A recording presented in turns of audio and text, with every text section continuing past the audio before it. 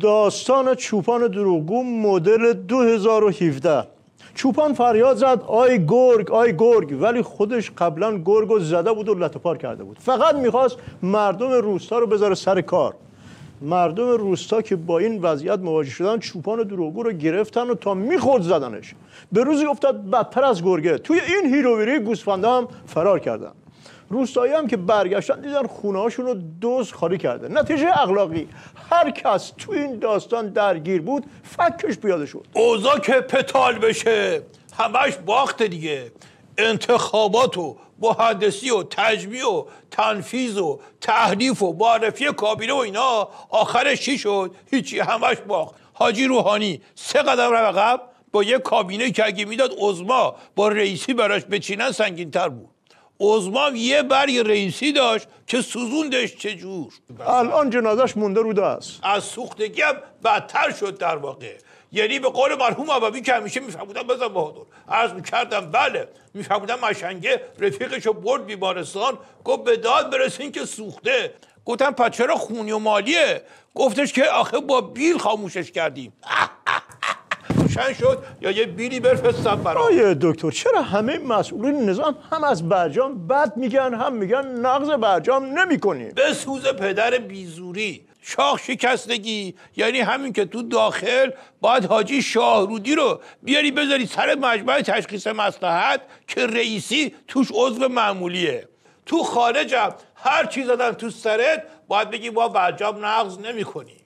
ای داد اگه ما اتمی داشتیم یا تو سوریه گیر نکرده بودیم اون وقت میشد یه میخی کوبیدیم. آخه برجام لامروت بدجوری نظامو کشیده به 4 میخ. هر چم میزنن تو سرمون باید بگیم بزنن. مرحوم ابوی همیشه میفهمودن بزن بهادر. عرض میکردم بله میفهمودن که تو قهوه خونه یارو گفت احمد کیه تا فکشو بذارم کف دستش. مشنگه پا شد گفت فرض کن منم مثلا چه کار میکنی؟ طرفم گرفت مشنگه رو تا میخورد زد.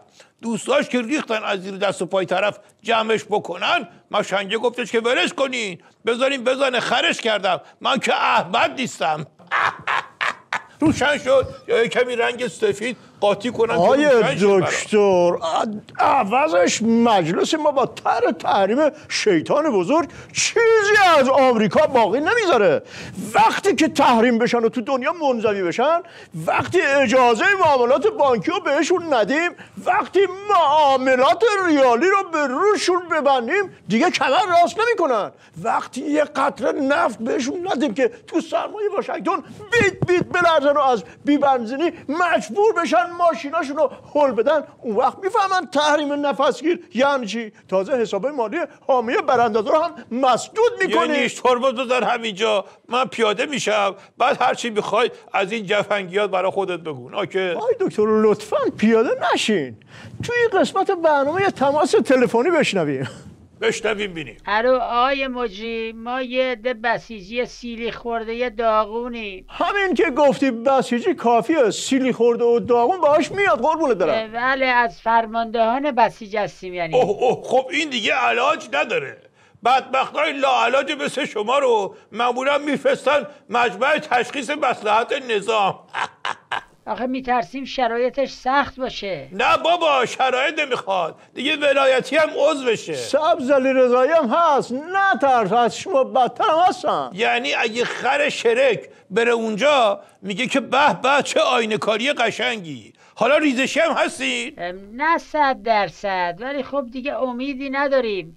مقام عظما یه جوره دیگه زهر بندازه بالا کامل میریزیم. پس هنوز زوده. وقتی کامل ریختین زنگ بزنین.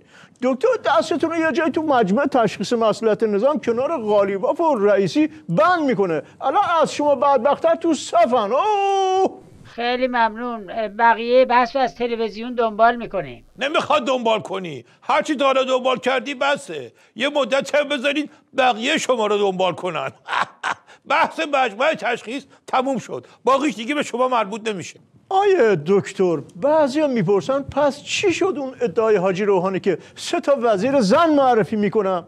فکر کنم ایشون خیر خانوما رو میخواستن. وقتی تو ورزشگاهاشون نمیدن که مبادا حرف رکیکی بشنون، خب کابینه که اصلا دیگه صحبتشو نکن. ولی به هر حال نکنه ایشون پولیتیک میزنن و میخوان بعدن رو کنن. بعدن که زایدتر میشه راکس. و بابوی همیشه میفهمودن بزن بهادر. عرض میکردم بله، میفهمودن که طرف رفت داروخانه شربت اشتها آور میخواست. گفت شربت اشتها آور دارید؟ داروخانه چه گفتش که آره، قیمتش 14 تومنه.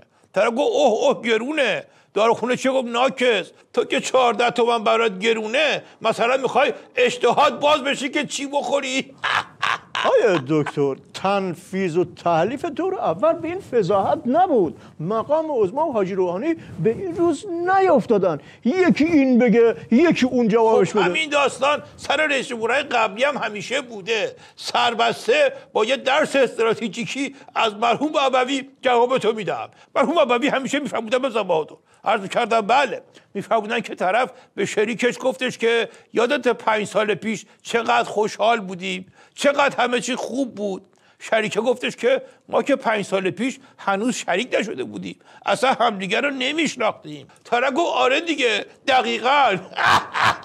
آیه دکتر، منم فکر میکنم 14 سال پیش که هنوز با شما آشنا نشده بودم دوتاییمون خوشبخت‌تر بودیم. نکبت و بدبختی نظام این یخه برنامه ما رو گرفته و ول نمیکنه. برای همه خوشبختی در خونه رو میزنه، به ما که میرسه بدبختی در میزنه. فلاکت دستش رو از رو زنگ بر نمیداره. نکبت هم که اصلا کلید داره، صابخونه است. صاحب کابینم ناکس، تو هم که فکر کنم حوث مجمع تشخیص مصلحت کردی. فکر کردی مثلا تو مجمع تشخیص فلاکتشون کمتر از توه؟ نه خیر، اگه خودتون میخواین برین من حرفی ندارم، ولی من جسدم هم نمیفرستم زیر دست این شاروخی بشینه. معلوم نیست چی میخوای. اینجا که میگه فلاکت، اونجا که میگه بدبختی.